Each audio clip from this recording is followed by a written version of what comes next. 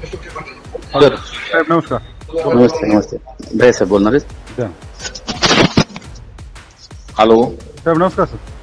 डोके साहेब, ते उमरत खालशीच्या विषयामध्ये तुम्ही ते ह्याला ते ग्राम रोजगार सेवकला कशामुळे नोटीस काढली? सर ते तक्रार आलेली त्याच्यात.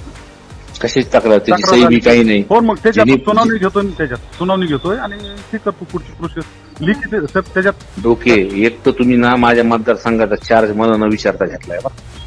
नाही साहेब त्यात तक्रार आली. तुम्हाला नाही चौकशी तर करावं लागलं. नाही तुम्ही एक तर चार्ज मला न विचारता घेतलाय बा.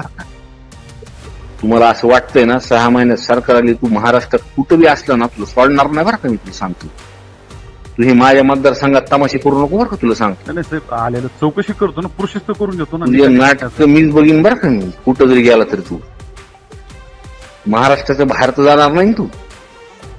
हा, या विषयामध्ये ह्याला बिलकुल अडचण आली नाही पाहिजे त्या रोजगार सेवकला बरं का. करून घेतो करून घेतो. जय श्रीराम मंडळी, आपण बघत आहोत सदरील ऑडिओ क्लिपची पुष्टी महाराष्ट्र न्यूज करत नाही याची नोंद सर्व दर्शकांनी घ्यावी आणि आपल्या कमेंट बॉक्समध्ये या रेकॉर्डिंगबद्दल आपलं काय मत आहे ते नक्की नोंदवलं पाहिजे.